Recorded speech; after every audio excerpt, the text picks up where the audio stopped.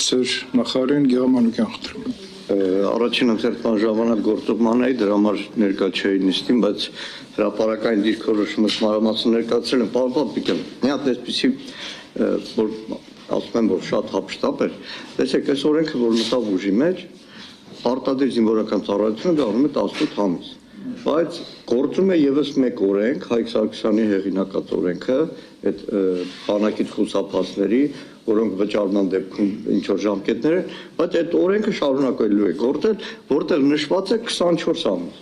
Այսինքն բազմաթիվ օրենքներում անհամապատասխանություն է, ոնց են հասցնելու, որ բոլոր օրենքները համապատասխանեցվեն այս ձեր ներկայացրածին։ Շնորհակալ եմ։ Նշեմ, որ պարոն Սարգսյանը նույն օրենքի շրջանակներում նոր փոփոխություն է առաջարկել, որը կառավարության կողմից հավանության է արժանացել։